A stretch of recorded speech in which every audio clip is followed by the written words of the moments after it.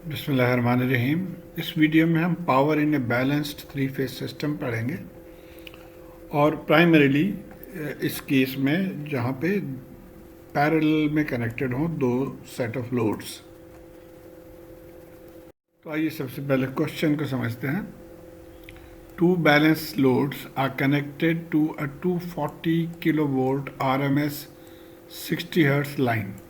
तो ये जो लाइन टू लाइन वोल्टेज है वो है 240 किलो वोल्ट और फ्रीक्वेंसी है 60 hertz as shown in the figure. और ये दो वो लोड्स हैं जो कनेक्टेड हैं इसमें। Load 1 draws 30 kilowatt at a power factor of 0.6 lagging. तो यहाँ पे जो पावर है वो 30 किलो वाट है और पावर फैक्टर 0.6 लैगिंग है। The load 2 draws 45 kilovolt ampere reactive at power factor 0.8। तो अब ये जो है रिएक्टिव पावर ये पर मोस्टली ड्रॉ कर रही है लोड, तो उसकी वैल्यू जो है वो 45 kilo volt Ampere's. Assuming ABC sequence, इसका मतलब ये है कि जो फेज वोल्टेजेस हैं उनमें 120 डिग्री का फ़र्क होता है। अब हमने पता क्या करना है, determine the complex real and reactive power absorbed by the combined load. तो ये जो कंबाइंड लोड है इसमें ये तीनों पावर हमने पहले पता करना है। उसके बाद हमने लाइन करंट्स पता करना है, 3 line currents IA IB IC। और उसके बाद हमने पता करना होगा KVR rating of the 3 capacitors delta connected. अब ये जो 3 कैपेसिटर्स हैं ये डेल्टा कनेक्टेड हैं और इनकी KVR रेटिंग हमने पहले पता करना होगा। और ये कनेक्टेड हैं in parallel with the load. तो अब ये देखिए कंबाइंड लोड है, उसके पैरेलल में इनको कनेक्ट किया गया है और इनका मकसद यही होता है कि पावर फैक्टर को इम्प्रूव किया जाए। हम आगे देखेंगे कि कंबाइंड लोड के जो पावर फैक्टर है वो काफ़ी लो है।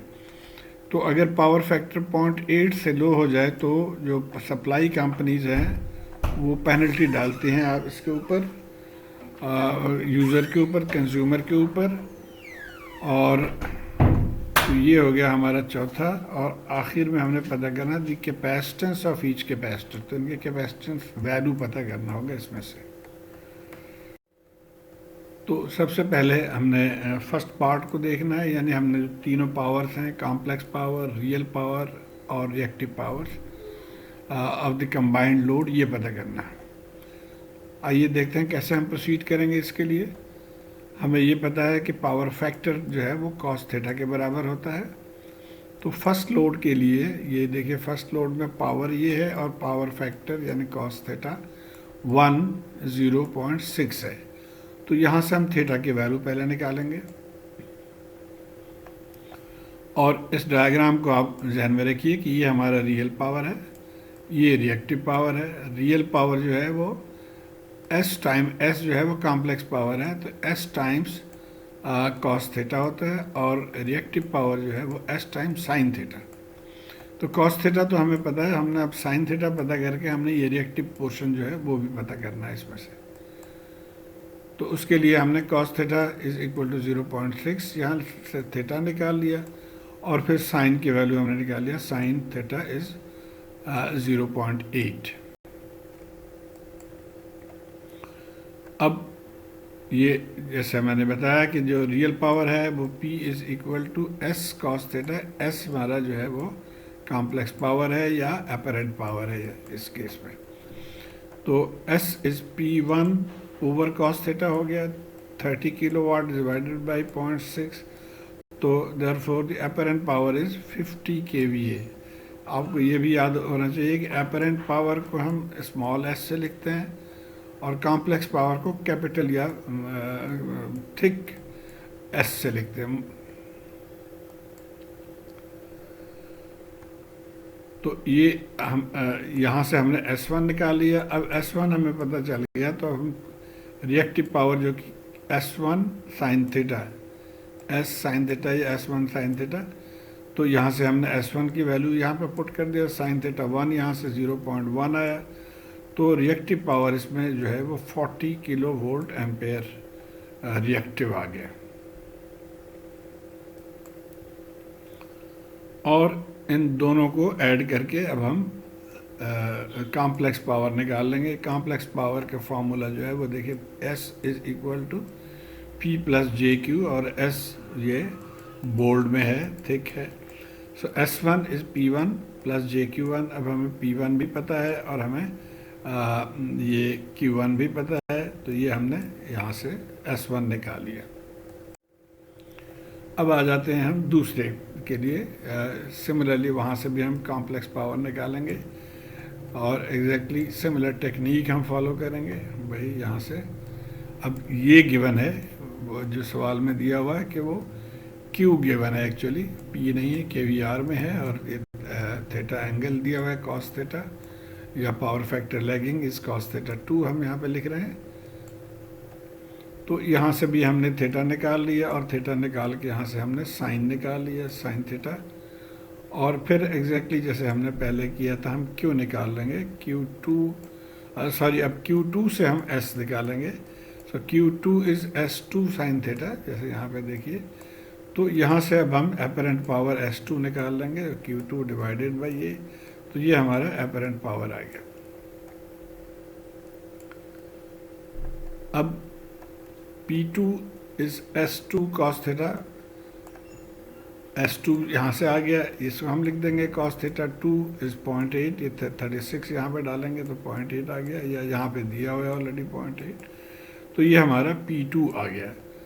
तो अब हम कॉम्प्लेक्स पावर निकाल लेंगे, यही फॉर्मूला जो पहले हमने यूज़ किया। कॉम्प्लेक्स पावर बराबर है P2 प्लस JQ2, दोनों वैल्यूज़ हमारे पास पता है, तो ये हमने complex power due to second load निकाल लिया। अब हम टोटल पावर, तो अब हमने टोटल कॉम्प्लेक्स पावर कैलकुलेट करना है, ये सम ऑफ द टू हो जाएगा, और ये S1 है और ये S2 है, तो टोटल हमारे पास ये आ गया कॉम्प्लेक्स पावर। और इसको हम पोलर में भी लिखेंगे ताकि यहाँ से हमें एंगल पता चल जाए। और ये जो रेक्टेंगुलर फॉर्म में है, इससे हम ये नतीजा निकाल सकें कि ये S जो पहला टर्म है वो P के बराबर है, यानी रियल पावर है, और ये सेकंड टर्म जो है वो Q के बराबर है, यानी रिएक्टिव पावर है। तो हमने कॉम्प्लेक्स पावर मालूम कर लिया, टोटल ये आ गया।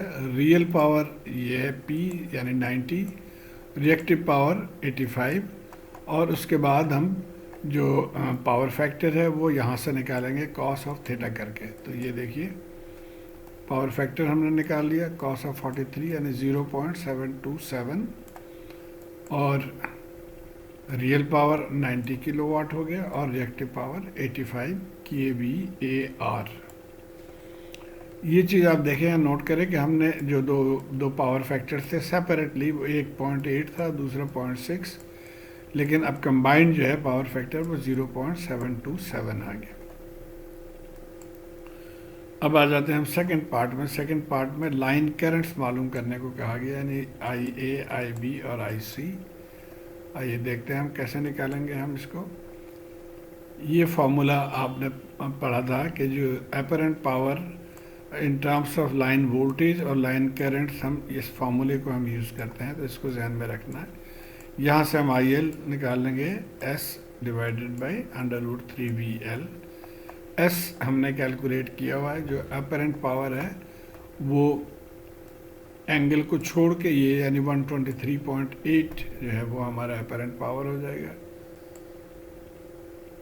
यहाँ से हम 123.8 ले लेंगे, ये कॉम्प्लेक्स पावर है, एंगल को छोड़ देंगे तो ये अपरेंट पावर आएगा। और VL जो है हमारा वो 240 kilovolt, line to line voltage 240 kilovolt है। तो अब इन दोनों को यहाँ पे लिख के हम लाइन करंट यहाँ से हम निकाल सकते हैं। ये भी किलो वोल्ट एम्पेयर है और ये भी किलो वोल्ट है। तो अब हमारा आंसर आ गया 297.82 मिली एम्पेयर, ये लाइन करंट है और ये मैग्नीट्यूड है। अब अगर हम इसको फेज़ में लिखेंगे या फेज़ एंगल्स में शामिल कर लेंगे तो फॉर IA यही वैल्यू, लेकिन इसके साथ फेज़ एंगल हमें डालना पड़ेगा, जो कि हमने यहाँ से निकाला था 43.36। करंट के लिए हमें पता है कि जब इंडक्टिव लोड हो या पावर फैक्टर लैगिंग हो तो करंट लैग्स द वोल्टेज, इसलिए माइनस साइन हमने डाला है इसके अंदर। Line current lags the line voltage by theta. तो ये आ गया आई ए।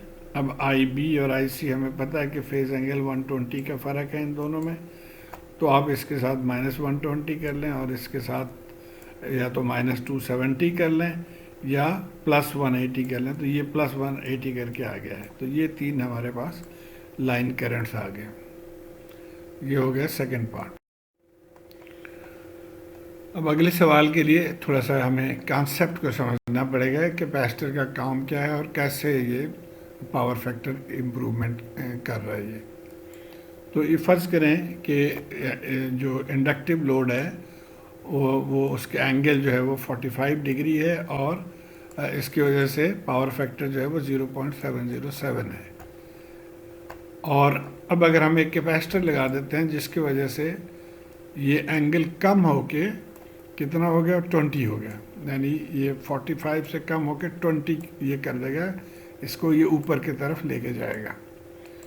तो यहाँ पे अब हम देख रहे हैं कि अब ये एंगल कम होने की वजह से पावर फैक्टर इम्प्रूव होकर 0.93 आ गया। तो बेसिक कॉन्सेप्ट इसके यही कि हम कैपेसिटर जब पैरेलल में लाते हैं तो इस लाइन को ये ऊपर की तरफ खींच के ले जाता है और एंगल कम हो जाता है इसके। अब इस कॉन्सेप्ट को हमने यहाँ पे देखना है।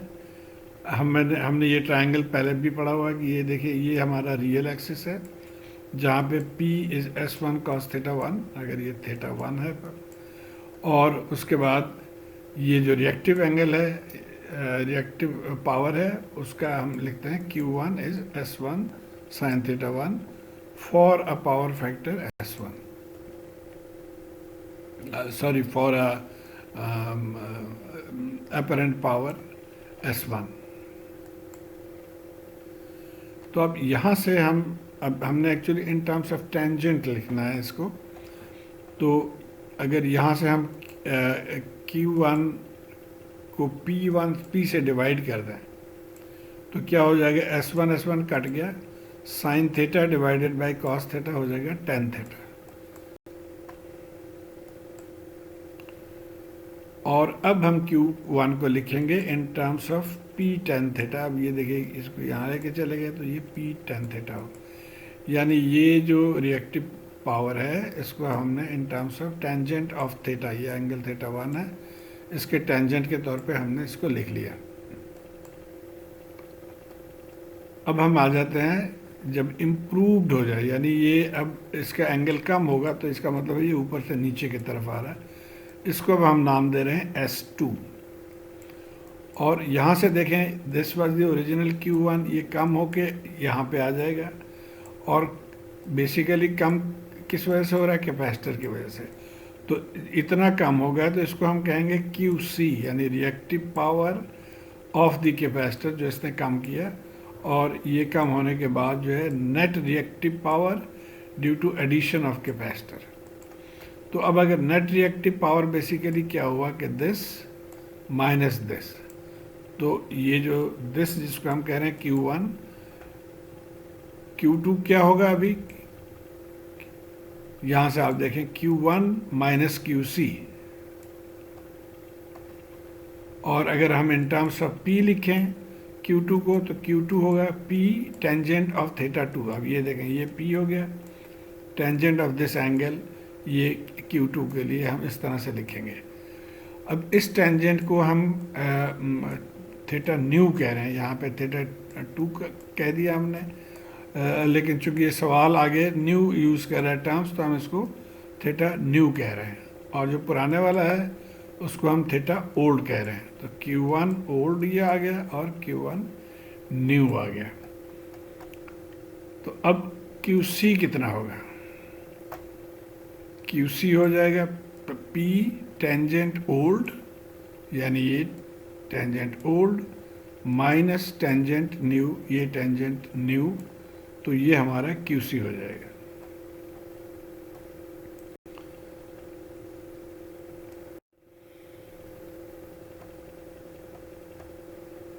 ये हमने पहले निकाल लिया था, ये P है और ये ओल्ड एंगल है,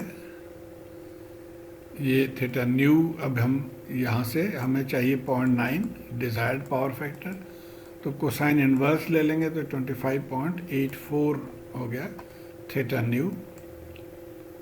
अब हम यहाँ पे इन वैल्यूज़ को पुट करके हम क्यू सी निकालेंगे। सो क्यू सी इज़ पी, अब देखिए इन दोनों में ही पी कॉमन है तो पी हमने पहले लिख लिया। पी कितना था 90 kilowatt. Theta old, theta old 43 degree है तो tangent 43 degree minus theta new कितना है 25.84, तो Q C in terms of kVAR is 41.4 kVAR। तो ये आ गया QC। अब हमने कैपेसिटर के वैल्यू निकालना है यहाँ से। So this is the reactive power absorbed by the capacitor, reactive power due to the capacitor, ये आ गया ये पावर QC। अब हमने reactive power due to 1 capacitor, ये ड्यू टू 3 कैपेसिटर्स ये पावर है, तो अगर हम reactive power due to 1 capacitor निकालना चाहें तो हम 3 से डिवाइड कर देंगे इसको। This is the reactive power due to 1 capacitor. अब यहाँ से हम कैपेसिटर की वैल्यू निकालेंगे, और जैसे हमने ये पढ़ा था सम ऑफ द पावर्स के लिए ये फार्मूला था, यानी कॉम्प्लेक्स पावर के लिए ये 3 फार्मूलाज थे, उसमें से हम इस फार्मूले को यहाँ पे यूज़ करेंगे। यहाँ पे अब हमारा कॉम्प्लेक्स पावर की जगह पे हम लिख रहे हैं क्यू सी, क्योंकि due to the capacitor. V square R M S उसी तरह रहा। जेड के लिए अब हम लिखेंगे कैपेसिटर के जो रिएक्टेंस है एक्स सी। अब एक्स सी बेसिकली क्या होता है 1/ओमेगा_c, तो यहाँ से ये फार्मूला आ जाएगा for Q C, ω/c Vrms²। अब ये क्यू सी हमने निकाल लिया था, यहाँ से ये वैल्यू है ω/2πf कर लेंगे। Vrms हमने हमें दिया हुआ था उसमें, वो पुट कर लेंगे, तो यहाँ से कैपेसिटर की वैल्यू निकल आएगी। तो ये आ जाएगा capacitor Q C divided by ω/Vrms²। Q C ये वैल्यू हमने इसका P tan theta minus tangent 2 theta, और जो कि 13.8 है, तो ये आ गया। अब ये कह रहा है the capacitors are delta connected as shown in figure. Vrms in the ever formula is the line to line or line voltage. तो अब अगर ये डेल्टा में कनेक्टेड है तो जो इसके वोल्टेज इसके क्रॉस एक कैपेसिटर के क्रॉस है वही लाइन वोल्टेज है।